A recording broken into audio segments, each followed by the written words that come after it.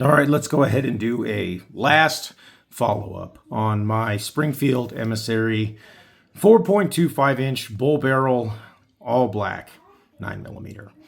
This gun was supposed to be a prized dream gun for me. If you watch the first video in this series, you'll see that this was one of the guns that I was absolutely super excited about. I was hoping to turn it into a daily carry.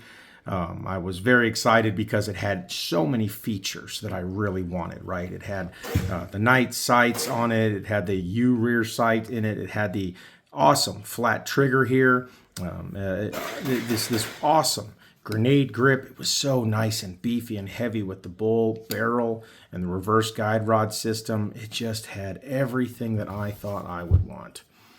This gun has been nothing but problems. Now, I'm not afraid of 9mm 1911s. There's nothing wrong with 9mm 1911s. They just have to be tuned and sprung a little bit differently. However, this is actually the first 1911 that I've had new from the factory that had major problems. And if anything, it was the one that should have had the least because it is a premium gun from a premium manufacturer, so to speak. We're not talking custom, but Springfield Armory is designed to reach out to people that don't want to buy Rock Island or Tezos or something like that, right? So you want American quality stuff, you buy Springfield Armory. And they've been making 1911s for a long time, so it is expected that their material is supposed to be higher quality. So let's go ahead and safety check, make sure that we are safe. There's a snap cap in there, but we are safe. I like to use these red snap caps just so I can practice dry firing at home. These are there were two magazines like this that came with the gun. As you can see, they've been put through their paces. I haven't had any issues with them at all, other than them being a little bit stickier than a couple of my stainless mags by Wilson Combat or by Ed Brown. But that's to be expected. They are stamped steel Springfield Armory magazines. Possibly Metgar. They do have a little protrusion at the bottom. If you decided you wanted to run totally flat on the bottom, you could. This gun does have all of the things you'd expect. A beveled magazine well, 1913 rail at the front, this big, nice, deeply crowned bull barrel, and this nice, just flat, beautiful front of the barrel and front of the slide design. This gun is just so good looking. Now let's get into the problems. The first problem that came was that this gun wouldn't cycle. So the first thing that I had to do was when the gun would cycle back, it would get hung up on, if you can see in there, that disconnector. You can see that it kind of touches right there. Well, underneath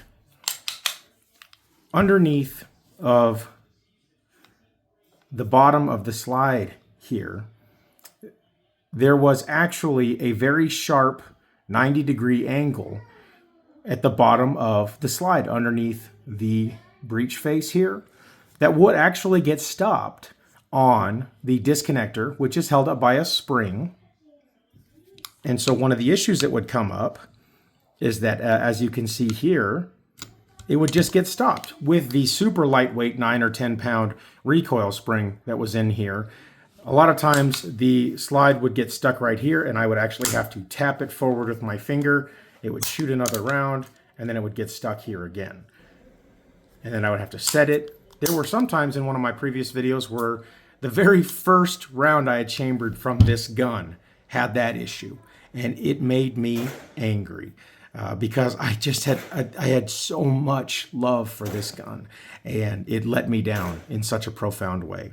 So what I eventually ended up having to do was take the slide off and then take a file and round off the edge of the bottom of the underside of the slide down here. Now that cleared up that problem. On top of that, I also changed out to a 12 to 14 pound spring. Now you have to use a higher spring rate in a commander size 1911 than you would in a GI size because the spring is shorter. So I didn't feel bad going to a 14 pound spring. That also made the gun close up a little harder, which was good. And eventually, as you'll see, that stopped a lot of the feeding issues that the gun had. It wasn't perfect, and the gun still occasionally short feeds like this. And I will have to push it forward or tap it with my hand. That being said, as far as the firing goes, there's really no issues that I've had with it. The trigger is a little bit harder than a competition trigger. That works if you're going to have a carry gun. One of the things that's important to know is that if you are going to shoot this gun, you're going to want to bury the front green dot deep into that front U. If you see in the rear right here, you're going to shoot like this. Well, you're actually going to want to put it about as far down as you can get to shoot at point of impact, or excuse me, at point blank. So that's just something in case you have one of these and you're having impact point questions. This gun is so heavy, right? This gun is so heavy. I would say that this gun weighs 2.5 pounds at least. Also, it doesn't fit in normal 1911 Commander holsters because of the square here, as well as this is perfectly square on the 1913 rail down here. And so as a result, you will have to have a custom holster for this gun. Unless somebody makes a particular one that's like this, or for perhaps like a platypus or maybe a staccato, this gun will need a very unique special holster. The last issue that I had run into with this gun that made me even more angry was the fact that once I had worked on the action and everything, the firing pin decided to die. Once I had taken it out, the firing pin was noticeably shorter than the replacement by Wilson Combat that I had purchased. And so I had hand fit the Wilson Combat replacement, and then everything has been fine since then. I have already sent this gun back to Springfield once. They sent it back to me with virtually all the same issues. It did exactly what it did the first time. They said that they had a long list of things that they had done, including polishing the chamber, refitting the barrel, about 5 or 6 other things. I was excited thinking, oh man, these guys gunsmith the hell out of this gun.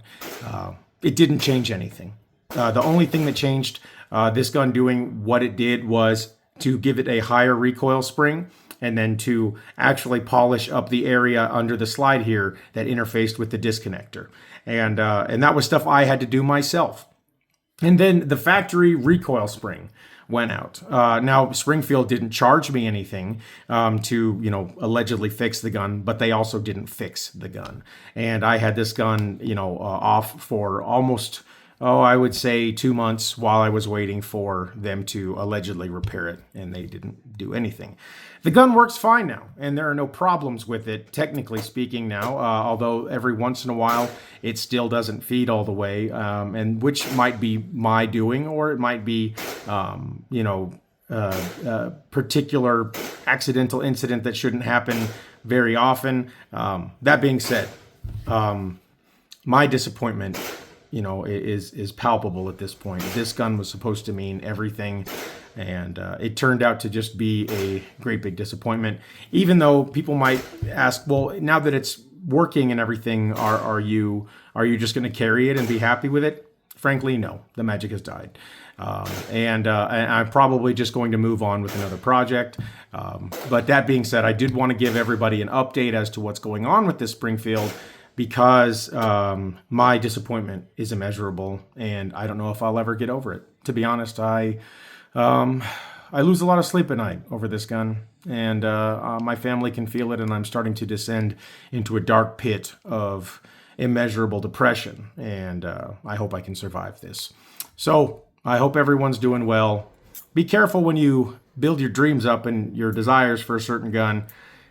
I really wanted this to be a great gun for my collection, a carry all the time staple of my carry collection, and it's turned into a 4-month debacle that I've spent a lot more time and money into than I wanted to, all because I wanted a gun that looked a certain way. So there's a few lessons to be learned here. Hope you're all doing well. Thanks. Bye-bye.